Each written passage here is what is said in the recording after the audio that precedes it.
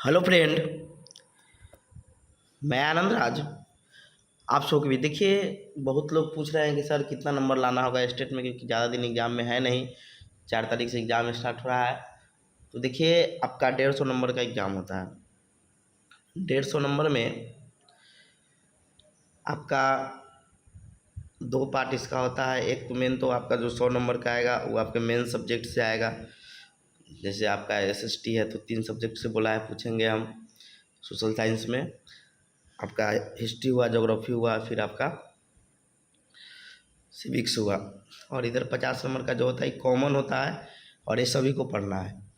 तो आप साइंस हो, मैथ हो, कोई भी सब्जेक्ट हो, ये 50 नंबर का कॉमन होता है। यानी 150 नंबर का टोटल एग्जाम होता है, और इसमें नेगेटिव मार्किंग नहीं होता। आप देखिएगा, इसके फर्स्ट पेज में ही नोटिफिकेशन के लिखा हुआ था कि प्रत्येक प्रश्न के लिए 1 नंबर मिलेगा और निगेटिव मार्किंग क्या होगा, नहीं होगा। समझ गए? तो देखिए किसको कितना नंबर चाहिए, क्योंकि ये इसी टारगेट से आप पढ़िएगा। 10 नंबर ज़्यादा टारगेट रख के रखिएगा, समझे। और मेन जो चैप्टर है उसको ध्यान रख के पढ़िएगा तो आराम से आ जाएगा।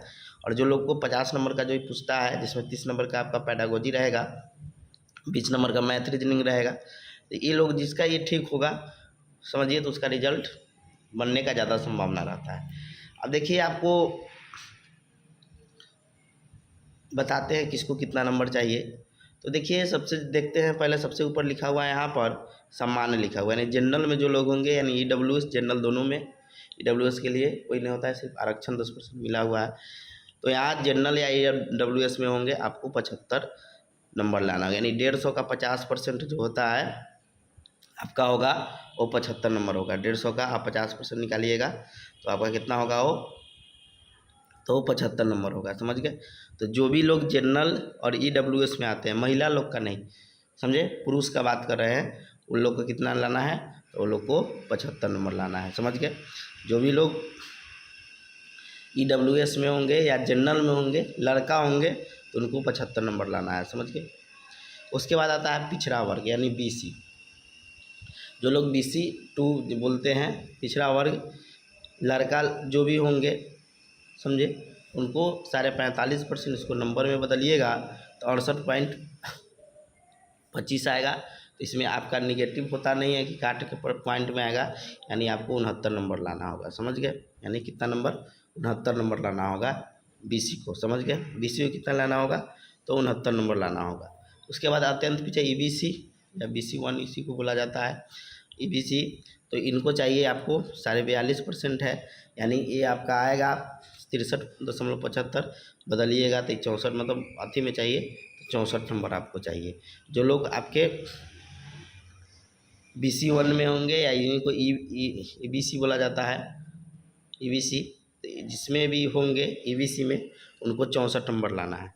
उसके बाद देखिए, आप अनुसूचित जाति SC ST, दिव्यांग है या महिला है, कोई भी जनरल, कोई भी महिला हो, समझ गए, आपको ले आना है 40%, यानी 60 नंबर लाना है। कितना नंबर लाना है, 60 नंबर। यानी कहने का मतलब है, कोई भी महिला है, आप SC में है, ST में है, आप सामान्य में है, BC में है, कोई भी कैटेगरी की महिला है, तो आपको 40% चाहिए। समझ गए?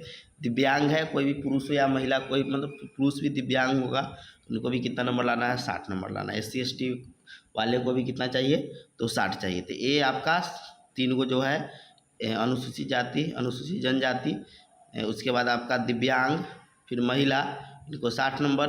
अत्यंत पिछड़ा वर्ग को लेना है 42.5%, जो 64 नंबर के करीब में आता है। पिछड़ा वर्ग को 69 नंबर, यानी 45% है, तो 69 नंबर। और सम्मान जो होंगे, जो EWS जनरल में आते होंगे, लड़का, उनको चाहिए 50%, यानी 75 नंबर।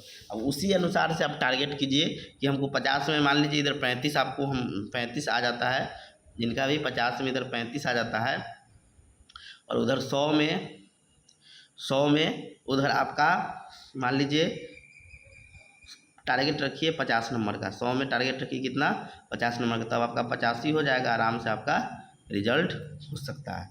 समझ गए? आराम से आपका रिजल्ट हो जाएगा। 75 नंबर ही चाहिए, और कैटेगरी में तो कम है, महिला सबको तो 60 चाहिए।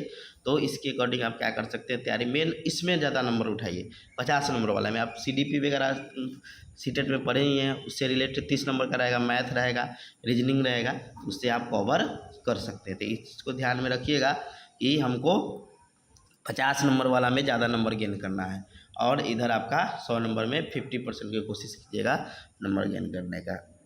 समझ गए? ऐसे ही आपका हो जाए। तो बहुत लोग पूछ रहे थे, अब क्लियर हो गया होगा।